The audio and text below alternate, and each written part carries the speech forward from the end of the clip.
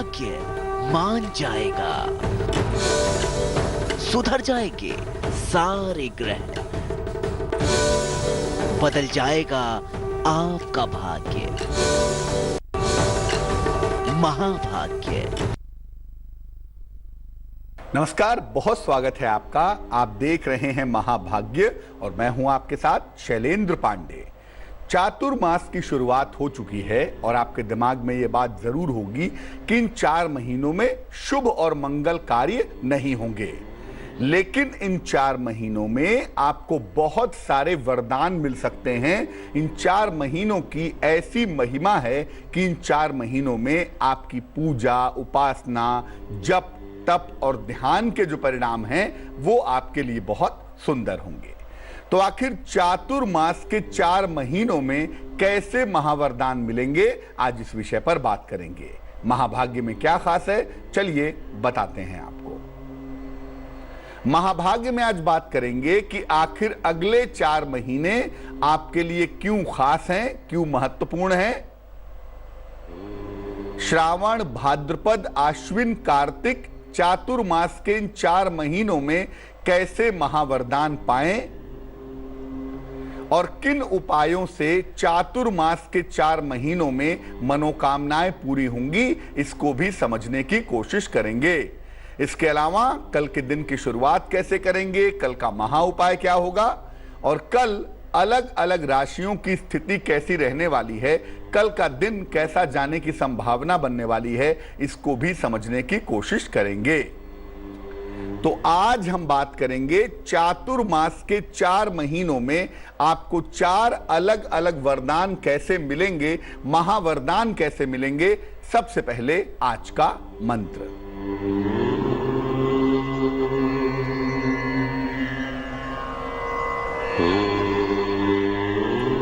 आज का मंत्र है गोवल्लभाय स्वाहा। गोवल्लभाय स्वाहा भगवान कृष्ण का मंत्र है। वैसे तो इस मंत्र का जप करने से स्वास्थ्य की समस्या दूर हो जाती है, लेकिन ये मंत्र इस मामले में भी बहुत कारगर है। जब आपका पैसा कहीं पर फंस जाता है, जब आपका पैसा कहीं पर रुक जाता है, अटक जाता है, तो ऐसी दशा में इस मंत्र का जप करने से आपका रुका हुआ, आपका फंसा हुआ पैसा आपको आसानी से मिल जाएगा। इस मंत्र का जप रोज सवेरे 108 बार किया जाएगा। भगवान कृष्ण के सामने बैठ करके तुलसी या चंदन की माला से। तो इस मंत्र की वजह से एक तो आपका स्वास्थ्य बेहतर रहेगा, दूसरा इस मंत्र को जपने से अगर कहीं पर पैसा रुका हुआ है, फंसा हुआ है, तो आपका रुका हुआ पैसा आपको प्राप्त होगा। सबसे पहले ये जानते हैं कि जिस चातुर्मास के 4 महीनों की हम बात कर रहे हैं, इन 4 महीनों में आखिर क्या खास होने वाला है, क्या महत्वपूर्ण होने वाला है। देखिए, हरिशयनी एकादशी से 23 जुलाई को हरिशयनी एकादशी थी और हरिशयनी एकादशी से भौतिक जीवन के कार्य बंद हो जाते हैं। आप शादी नहीं कर सकते, आप विवाह नहीं कर सकते, नए घर का निर्माण नहीं कर सकते, नया गृह प्रवेश नहीं कर सकते। इन 4 महीनों में भौतिक जीवन के कार्य बंद होते हैं और ये प्रतिबंध अगले 4 महीनों तक चलता रहता है। इन 4 महीनों को चातुर्मास कहा जाता है, लेकिन इन 4 महीनों में भौतिक जीवन की तमाम इच्छाएं पूरी की जा सकती हैं। भौतिक जीवन के कार्य नहीं कर सकते, शादी विवाह नहीं कर सकते, नया कार्य की शुरुआत नहीं कर सकते, लेकिन भौतिक जीवन में सफलता के लिए जो उपाय हैं, भौतिक जीवन में जो इच्छा पूर्ति के उपाय हैं, वो इन 4 महीनों में किए जा सकते हैं। ये 4 महीने हैं श्रावण यानी सावन, भाद्रपद, आश्विन और कार्तिक। चातुर्मास के इन 4 महीनों में 4 देवी देवताओं की विशेष कृपा मिलती है। हालांकि और भी देवी देवताओं की मिलती है, लेकिन 4 देवी देवताओं की विशेष कृपा मिलती है, जिसके वजह से हम अपनी मनोकामनाओं को पूरा कर पाते हैं, हम अपनी मनोकामनाओं को बेहतर कर पाते हैं। चातुर्मास का जो पहला महीना है उसका नाम है श्रावण। इसको आम बोलचाल की भाषा में हम कहते हैं सावन। सावन के महीने में या श्रावण के महीने में कामनाओं की पूर्ति करने के लिए और महावरदान पाने के लिए क्या करना चाहिए? विवाह अगर आप चाहते हैं कि आपका जल्दी हो जाए, विवाह में अड़चन आ रही है, तो सावन में शिवलिंग पर रोज बेलपत्र और जल अर्पित कीजिए। सावन के महीने में शिवलिंग पर रोज बेलपत्र और जल अर्पित करने से विवाह जल्दी से जल्दी हो जाता है। वैवाहिक जीवन अगर अच्छा करना चाहते हैं या वैवाहिक जीवन अगर अच्छा करना चाहती हैं, वैवाहिक जीवन में समस्या है, तो शिव और पार्वती की संयुक्त पूजा कीजिए। भगवान शिव और मां पार्वती की अगर आप संयुक्त पूजा करेंगे तो आपका वैवाहिक जीवन बेहतर जरूर होगा। आप चाहते हैं कि आपके आयु की रक्षा हो, स्वास्थ्य की समस्याएं दूर हों, तो इसके लिए सावन में नित्य शिव पुराण का पाठ करना चाहिए। सावन में शिव पुराण का पाठ करने से स्वास्थ्य की और आयु की तमाम समस्याएं दूर हो जाती हैं। अगर कोई ग्रह बाधा परेशान कर रही है, किसी ग्रह की वजह से परेशान है, कोई प्लेनेट आपको परेशान कर रहा है, तो उससे निपटने के लिए सावन में सपरिवार रुद्राभिषेक करवाना चाहिए। सावन में किसी भी समय आप रुद्राभिषेक करवा सकते हैं, और अगर आप सावन में रुद्राभिषेक करवाते हैं तो पारिवारिक समस्या हो, ग्रहों की बाधा हो, कोई कलेक्टिव प्रॉब्लम हो, ये तमाम समस्याएं निश्चित रूप से दूर हो जाती हैं। सावन में एक रुद्राक्ष जरूर पहनना चाहिए। एक रुद्राक्ष लाल धागे में डाल करके अपने गले में सावन में पहनना बहुत ज्यादा अच्छा होगा, बहुत ज्यादा बेहतर होगा। और सावन के महीने की एक खास बात जान लीजिए कि सावन के महीने में पत्तेदार सब्जियां, लीफी वेजिटेबल्स और साग, इनका सेवन नहीं करना चाहिए। सावन के महीने में पत्तेदार सब्जियों का और पत्ते वाले साग का सेवन करना अच्छा नहीं होगा। इससे जितना बचकर रहें, जितना दूर रहें, उतना ही ज्यादा बेहतर होगा। तो सावन के महीने में भगवान शिव की मूल रूप से कृपा होती है, और अगर सावन के महीने में आप भगवान शिव की नियमित पूजा आराधना करते हैं तो जीवन की बहुत सारी मुश्किलों से आप छुटकारा पा सकते हैं। भाद्रपद के महीने का क्या हाल है? भाद्रपद के महीने को आम तौर पे लोग भादो कहते हैं। भाद्रपद के महीने में कामना पूर्ति के लिए क्या करेंगे? संतान की अगर आप प्राप्ति चाहते हैं भाद्रपद के महीने में, इसके लिए उपाय कर सकते हैं। संतान की प्राप्ति के लिए भाद्रपद के पूरे महीने में संतान गोपाल मंत्र का या संतान गोपाल स्तोत्र का पाठ करना चाहिए। संतान गोपाल मंत्र है ओम देवकी सुत गोविंद वासुदेव जगतपते देहि में तनियम कृष्ण त्वामहम शरणम गता। तो संतान गोपाल मंत्र या संतान गोपाल स्तोत्र का पाठ अगर आप भाद्रपद के महीने में करें तो संतान की प्राप्ति आपको आसानी से हो जाएगी।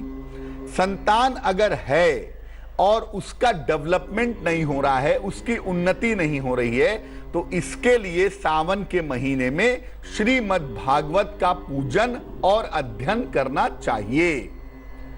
इस महीने में भगवान कृष्ण के जन्म उत्सव का आयोजन करना भी बहुत अच्छा होता है। अगर आप चाहते हैं कि आपको संतान की प्राप्ति हो, संतान की उन्नति हो और संतान के लिए सुख मिले, तो उसके लिए भाद्रपद के महीने में कृष्ण जन्मोत्सव का आयोजन करना आपके लिए बहुत अच्छा होगा, बहुत बेहतर होगा। जीवन में प्रेम, आकर्षण और सुख शांति के लिए पूरे महीने में गीता का अध्ययन करना चाहिए। भाद्रपद के महीने में जितना संभव हो, 1 अध्याय हो, 2 अध्याय हो, 2, 4, 5 श्लोक हो, जैसा भी आपको ठीक लगे, अगर आप भाद्रपद के महीने में गीता का अध्ययन करें तो इसके परिणाम आपके लिए बेहद शुभ होंगे।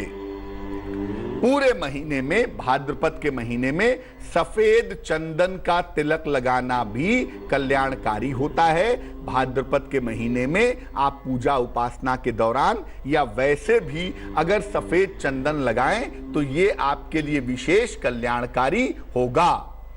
इस महीने में, भाद्रपद के महीने में, आयुर्वेद कहता है कि दही का सेवन नहीं करना चाहिए, यानी भादों के महीने में दही खाना बहुत अच्छा नहीं होता है।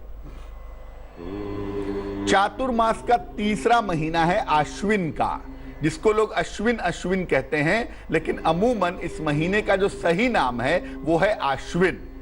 आश्विन के महीने में क्या होता है भाई? इसमें महावरदान कैसे मिलेगा? शक्ति की प्राप्ति के लिए आश्विन के महीने में पूजा की जा सकती है। आश्विन का महीना दो तरह से पूजा करने के लिए लाभदायक है।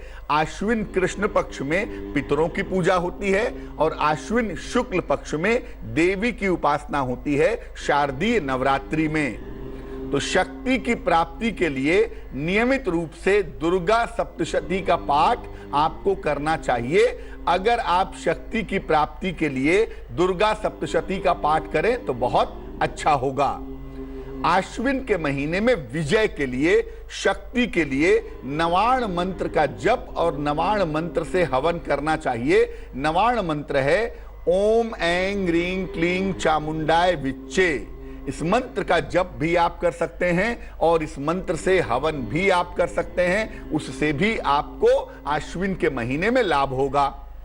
और अगर आप चाहते हैं कि आपकी रक्षा हो, आप तमाम तरह की घटना दुर्घटना से बचें या आपकी तमाम तरह से बीमारियों से सुरक्षा हो, तो रक्षा के लिए देवी कवच का पाठ करना चाहिए और मां काली की लाल पुष्पों से आराधना करनी चाहिए। मां काली को लाल फूल चढ़ा करके उनकी पूजा उपासना करना इनके लिए बेहतर अवश्य होगा। आप चाहें तो सौभाग्य प्राप्त करने के लिए और राज्य प्राप्त करने के लिए आश्विन के महीने में सहस्त्र चंडी यज्ञ का पाठ भी करवा सकते हैं, सहस्त्र चंडी यज्ञ का आयोजन भी करवा सकते हैं। और अगर आप भाद्रपद के महीने को छोड़ दें, आश्विन के महीने में आए, भाद्रपद में देवी की पूजा ना करें, आश्विन के महीने में अगर आप सहस्त्र चंडी का पाठ करवाएं तो आपके लिए बहुत शुभ होगा। मुकदमों और विवादों से छुटकारे के लिए पूरे आश्विन महीने में देवी के 32 नाम का पाठ करना चाहिए। देवी के 32 नाम हैं, कभी चर्चा करेंगे इस पर, लेकिन हमारे विद्वान दर्शक देवी के 32 नाम के बारे में जानते होंगे। अगर इन 32 नामों का पाठ आश्विन के महीने में किया जाए तो इसके परिणाम बड़े शुभ होंगे। और आश्विन के महीने के पूरे महीने में, पूरे माह में देवी की लाल फूलों से आराधना करनी चाहिए, लाल फूलों से पूजा करनी चाहिए। वो पूजा इनके लिए विशेष शुभ होगी, विशेष उत्तम होगी।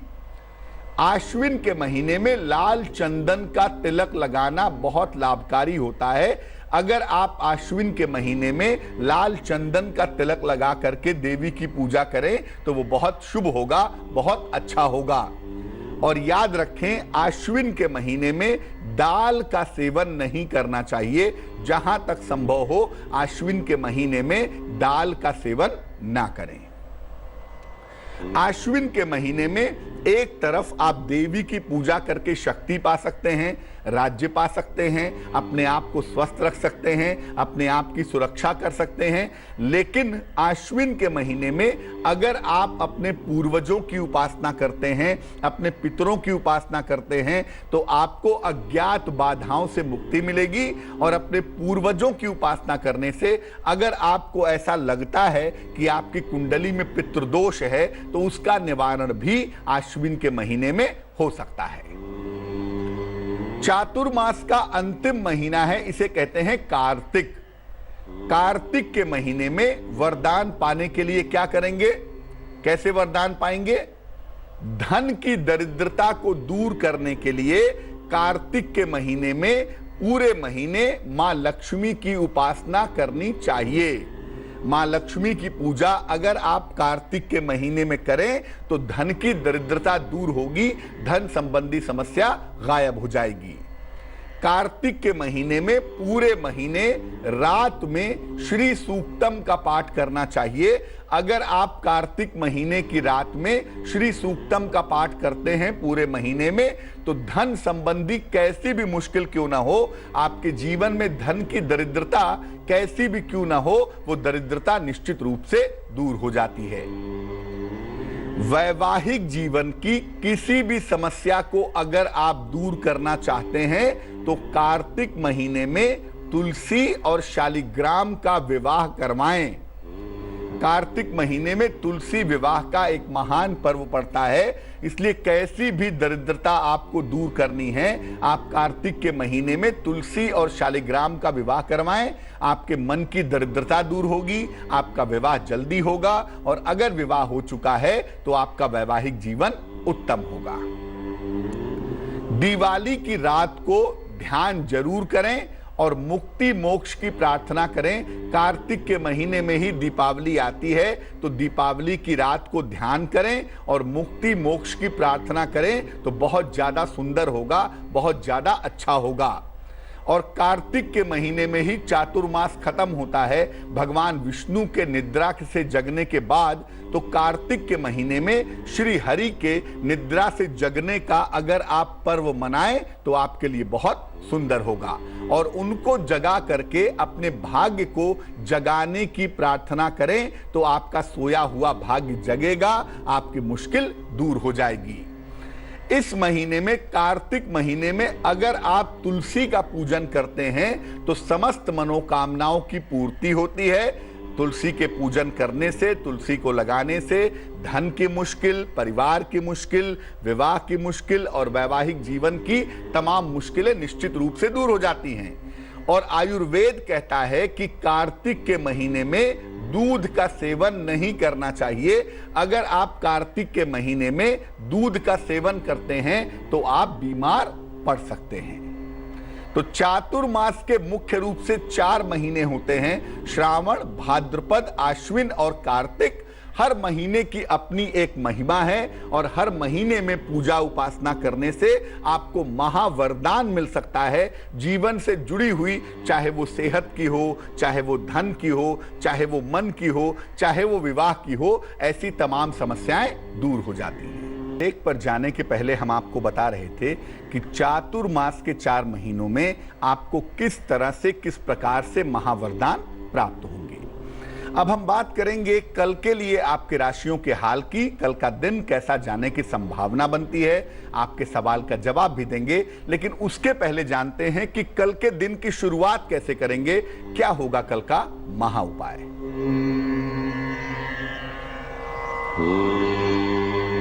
कल प्रातः काल हनुमान चालीसा का एक बार पाठ कर लीजिएगा।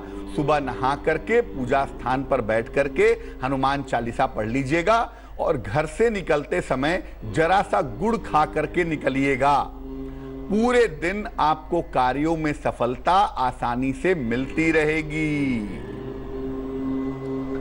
चलिए अब कल के लिए जानते हैं कि अलग अलग राशियों की स्थिति कैसी रहने वाली है। सबसे पहले मेष राशि। कल मेष राशि वालों को अपनी सेहत का ध्यान रखना है, छोटी छोटी बातों पर तनाव नहीं पालना है। और आपको बता दूं कि शाम होते होते कल आपकी स्थितियों में सुधार हो जाएगा। शुभ रंग गुलाबी और भाग्य साथ निभाएगा 70%। वृष राशि वालों के जीवन में बड़े परिवर्तन का समय है। हालांकि परिवार में प्रसन्नता तो दिख रही है, लेकिन कल के दिन किसी भी तरह के वाद विवाद से बचिएगा। शुभ रंग आपका नारंगी होगा और भाग्य होगा 65%। मिथुन राशि वालों को प्रेम संबंधों में कल के दिन सफलता मिलेगी।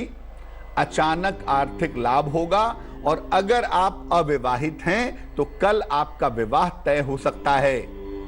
शुभ रंग आपका नीला और भाग्य साथ निभाएगा 65%। कर्क राशि वालों के रुके हुए काम कल के दिन बनेंगे।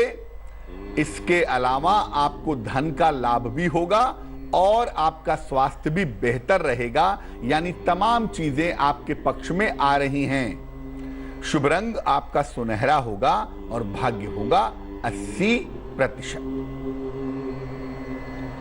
सिंह राशि वालों के नौकरी में परिवर्तन के योग हैं, लंबी यात्रा के योग भी दिख रहे हैं। निर्णयों के मामले में सावधानी कल के दिन बनाए रखिएगा। शुभ रंग पीला होगा और भाग्य होगा 70%। कन्या राशि वालों को कल अपने परिवार में विवादों से बचना है। धन का नुकसान न हो इसका ध्यान रखना है। हालांकि किसी बुजुर्ग के सहयोग से कल के दिन आपको लाभ होगा। शुभ रंग आपका आसमानी है और भाग्य साथ निभाने वाला है तकरीबन 75%। तुला राशि वालों को नए काम का अवसर मिलेगा कल के दिन। संतान प्राप्ति के योग बन रहे हैं, साथ ही साथ आपका मान सम्मान भी बढ़ेगा।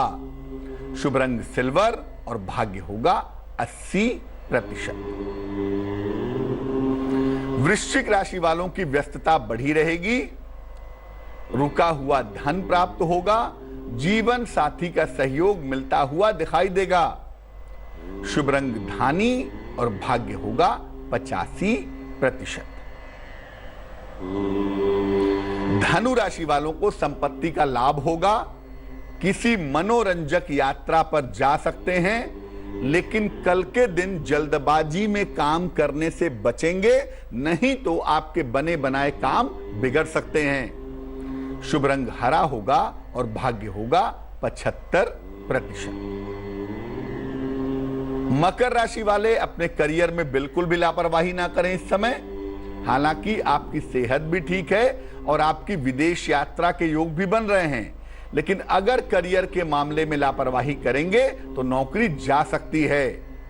शुभ रंग लाल और भाग्य होगा 75%।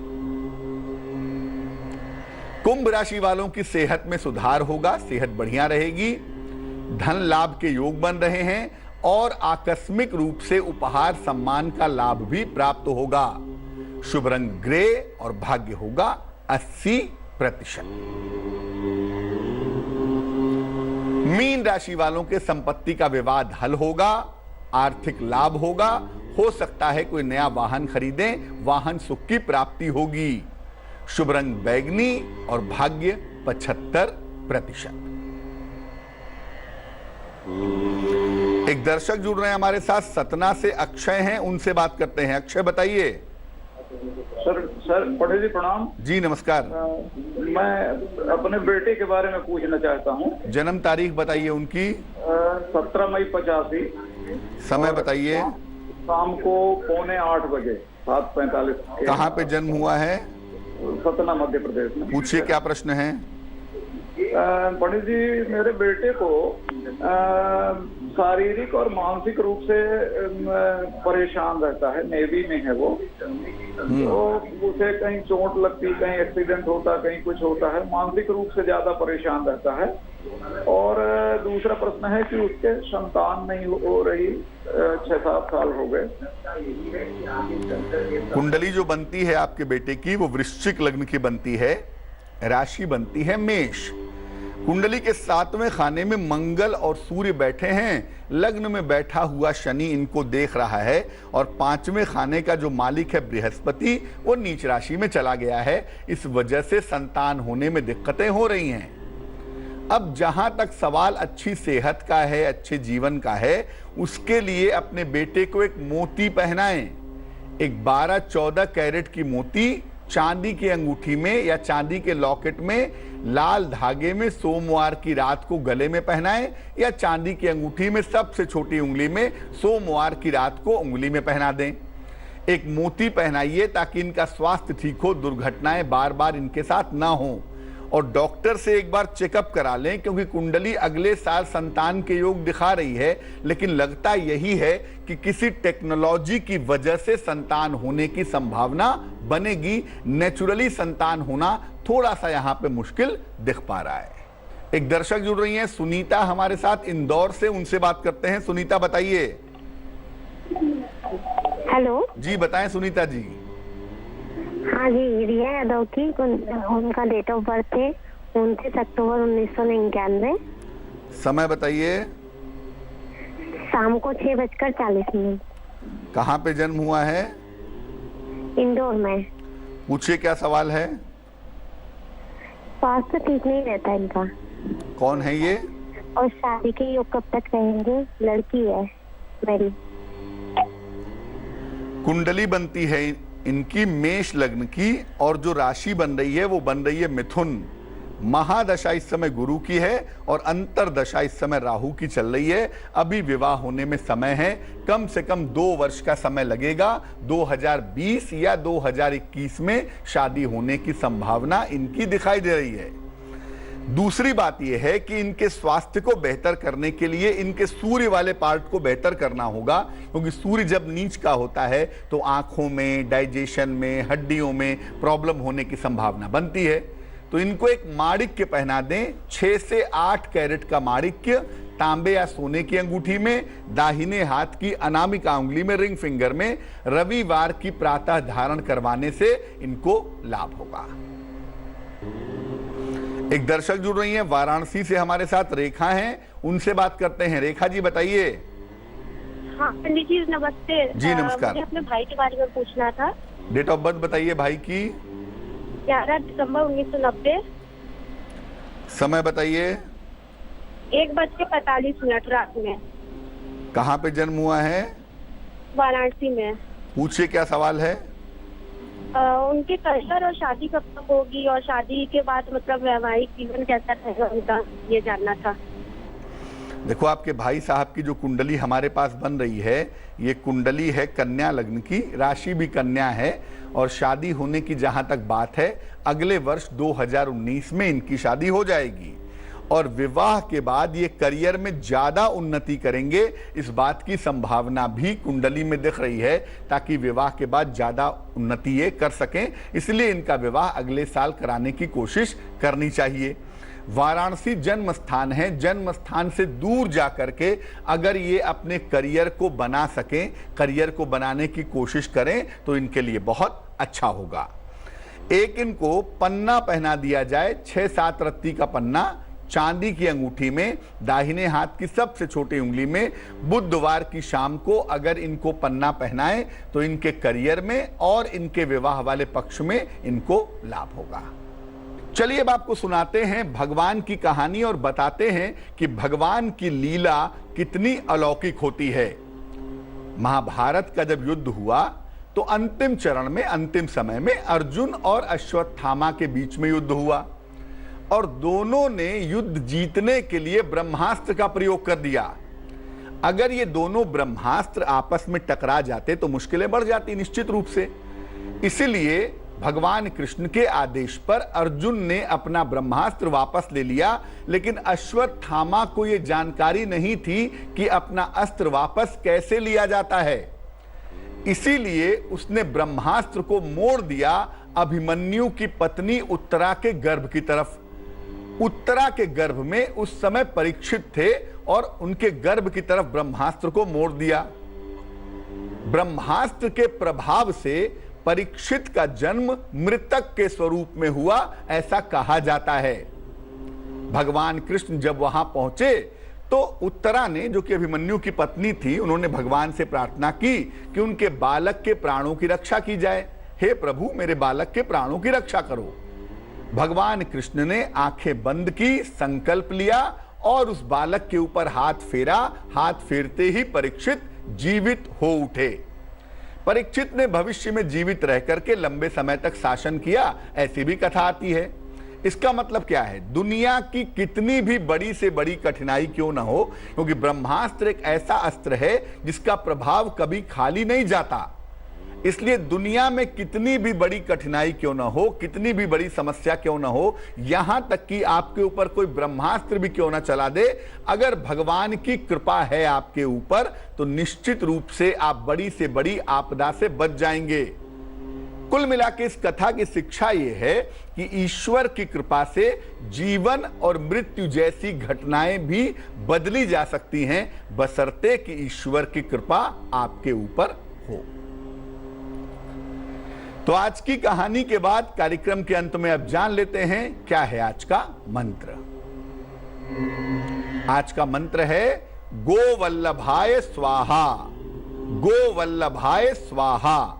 अगर आपका स्वास्थ्य अच्छा नहीं रहता, अगर आपके सेहत में लगातार दिक्कतें रहती हैं, तो यह मंत्र आपके लिए बहुत प्रभावशाली है। और उससे भी बढ़ के प्रभावशाली उनके लिए है जिनका कहीं पर पैसा फंस गया है, कहीं पर पैसा रुक गया है। अगर ये मंत्र रोज सवेरे 108 बार पढ़ें तुलसी या चंदन की माला से, तो फंसा हुआ रुका हुआ पैसा आसानी से प्राप्त होगा। तो आज के लिए महाभाग्य में बस इतना ही। मुझे दीजिए इजाजत। आगे देखते रहिए देश और दुनिया की तमाम खबरें तेज के साथ। लेटेस्ट खबरों के लिए यूं ही देखते रहिए तेज। और इस वीडियो के पसंद आने पर लाइक, शेयर एंड सब्सक्राइब करना ना भूलें।